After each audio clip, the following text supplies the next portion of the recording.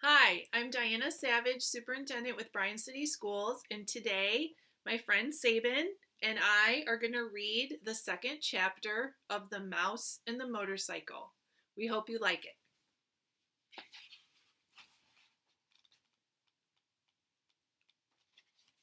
The second chapter is called The Motorcycle. Except for one terrifying moment when the boy had poked his finger through the mouse hole, a hungry young mouse named Ralph eagerly watched everything that went on in room 215. At first, he was disappointed at the size of the boy who was to occupy the room. A little child, preferably two or even three children, would have been better. Little messy children were always considerate about leaving crumbs on the carpet. Oh well, at least these people did not have a dog. Did you hear that, Saban? If there was one thing Ralph disliked, it was a Snoopy dog. Next, Ralph felt hopeful. Medium-sized boys could almost always be counted on to leave a sticky candy bar wrapper on the floor or a bag of peanuts on the bedside table, where Ralph could reach them by climbing up the telephone cord. With a boy this side, the food, though not apt to be plentiful, was almost sure to be of good quality. The third emotion felt by Ralph was joy when the boy laid the apple core by the telephone.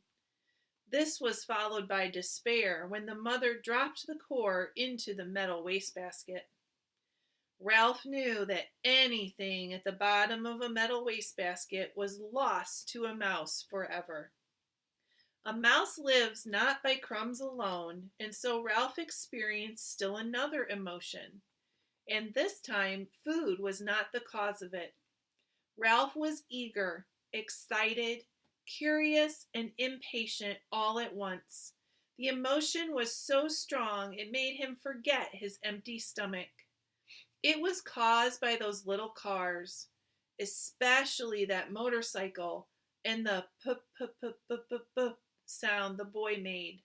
That sound seemed to satisfy something within Ralph as he has been waiting his whole life to hear it. P went the boy. To the mouse, the sound spoke of highways and speed, of distance and danger, and whiskers blown back by the wind.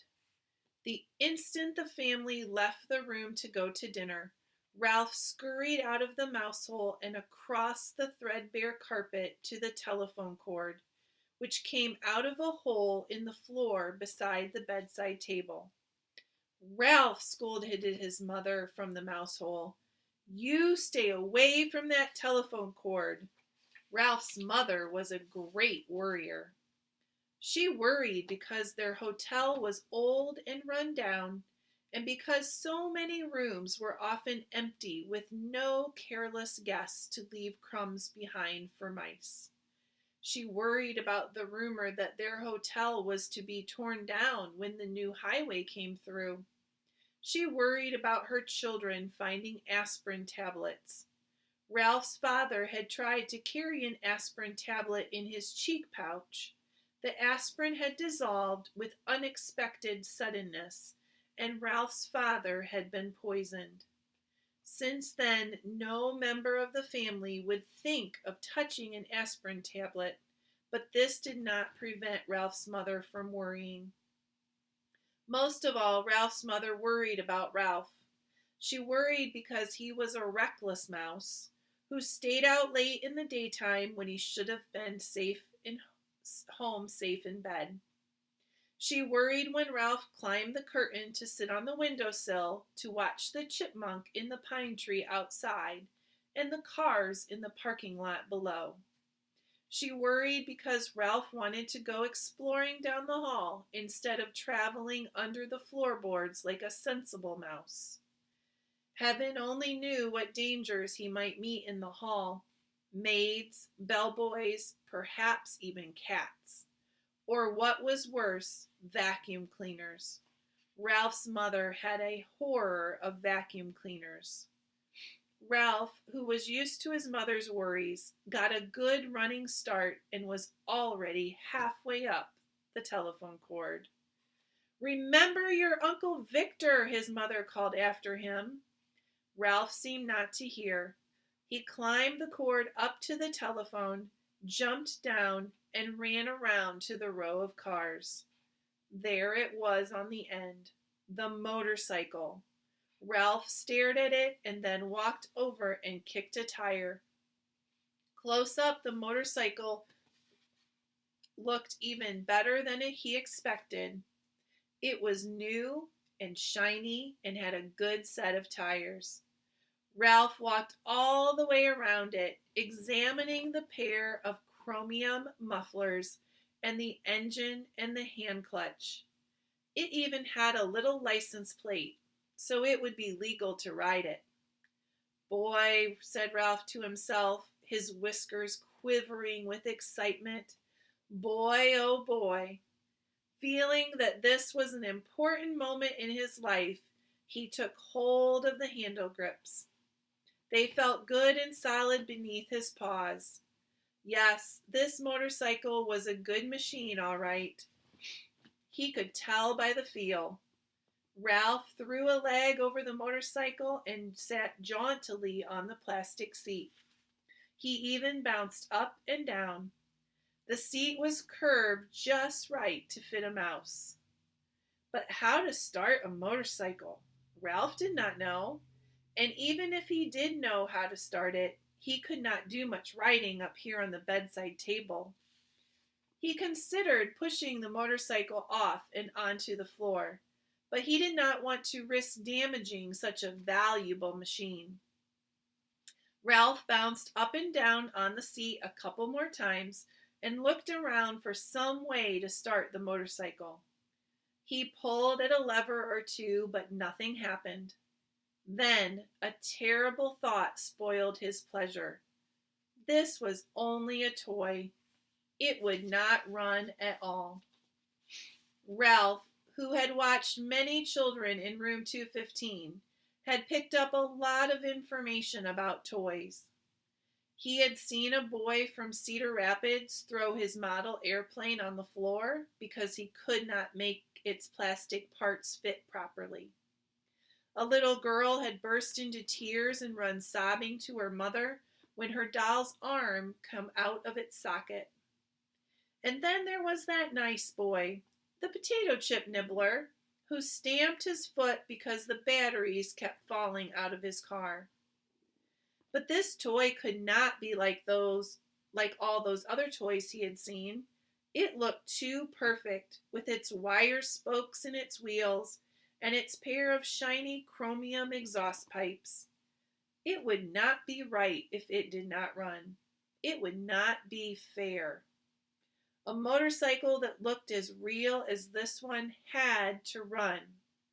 The secret of making it run must be perfectly simple if only Ralph had someone to show him what it was. Ralph was not satisfied just sitting on the motorcycle. Ralph craved action. After all, what was a motorcycle for if it wasn't action?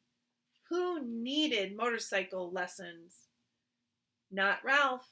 He tried pushing himself along with his feet. This was not nearly fast enough, but it was better than nothing.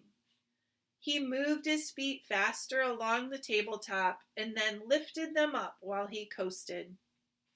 Feeling braver, he bent low over the handlebars and worked his feet still faster towards the edge of the bedside table. When he worked up a little speed, he would coast around the corner.